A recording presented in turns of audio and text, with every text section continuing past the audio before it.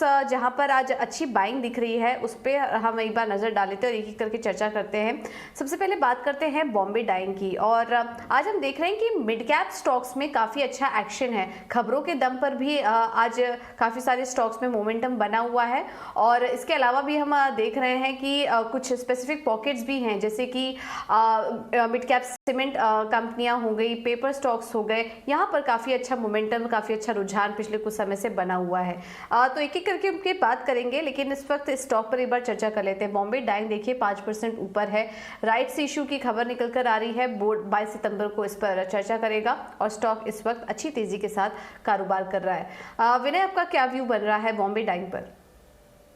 ये स्टॉक्स काफी लंबे अरसे से कंसोलिडेशन मूव दिखा रहा था। इतनी कोई जबरदस्त तेजी स्टॉक में नहीं हो रही थी, बट आज के सेशन में एक जबरदस्त वॉल्यूम हुए हैं। और जिस तरह से आपने बताया कि उसमें न्यूज आया, और न्यूज के बाद हमने सुबह सुबह ही 10 ओ क्लॉक को इसमें 110 के लेवल टच होते हुए दिखे। हालांकि 110 के लेवल से अभी 106 रुपए के ट्रेड लेवल पे ट्रेड कर रहा है। थोड़ी प्रॉफिट बुकिंग आई है, तो हमको वेट करना है कि क्लोजिंग बेसिस पे ये रेजिस्टेंस जो था, जो पिछले 10-15 दिनों से हम देख रहे हैं कि ये स्टॉक 109 के ऊपर क्लोज नहीं हो पा रहा है। तो अकॉर्डिंग टू मी टेक्निकली ये स्टॉक में कंफर्मेशन तब आएगा जब ये 109 के ऊपर सस्टेन कर जाएगा, 109 के ऊपर क्लोज देगा। अगर आज के दिन में या तो आने वाले दिनों में हम ये बॉम्बे डाइंग में 109 के ऊपर क्लोजिंग देखते हैं, तो we can definitely expect a good upside in that. तो धीरे धीरे वॉल्यूम भी इंक्रीज हो रहे हैं, बट कंफर्मेशन जरूरी है। तो we should wait for confirmation which is at 109। 109 के ऊपर बंद आता है तो ये स्टॉक में पोटेंशियल है ऊपर की, और 121 तक के रेजिस्टेंस तक जाने का। और जहां तक सपोर्ट की बात है, तो मुझे लग रहा है कि करीबन 100 रुपीज के आसपास इसका सपोर्ट बन गया है।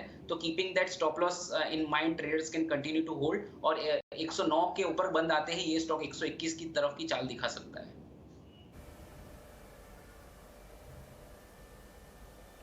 ठीक है, तो ये राय बॉम्बे डाइंग पर आपको दे दी गई है।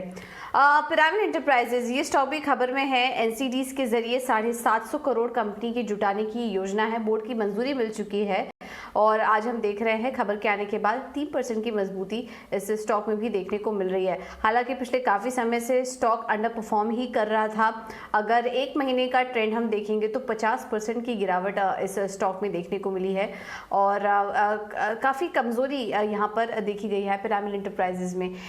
एक बार इस पर भी राय ले लेते हैं। पिरामिड एंटरप्राइजेस की अगर बात करें, हालांकि कंपनी का एक डिमर्जर भी हुआ था, फार्मा बिजनेस का भी डिमर्जर हुआ था, तो उसका भी यहाँ पर इम्पैक्ट पड़ते हुए नजर आया। लेकिन पिरामिड एंटरप्राइजेस पर ओवरऑल विनय जी क्या नजरिया बन रहा है आपका?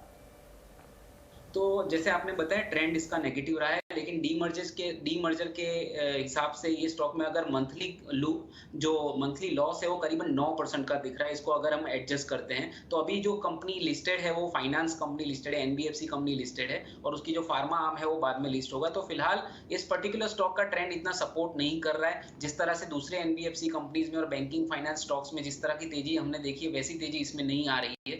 तो मुझे लग रहा है कि it is into a down trend, it is into continuation of an down trend. हालांकि आज 3% की अपमूव जरूर देखी है। तो कल का जो लो था, जो मंडे का लो था, वो 937 था।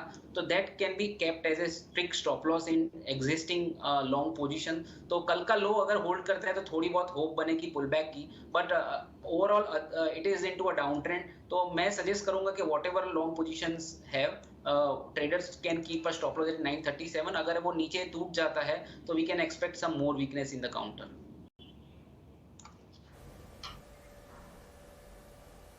तो वीकनेस और बढ़ सकती है, तो ट्रेडर्स को इस बात का ध्यान रखना चाहिए। या तो आप अपना स्टॉप लॉस रिवाइज कर ले, और इस हिसाब से यहाँ पर रणनीति क्या होनी चाहिए पिरामिड एंटरप्राइजेज में, ये भी हमने आपको बता दी है।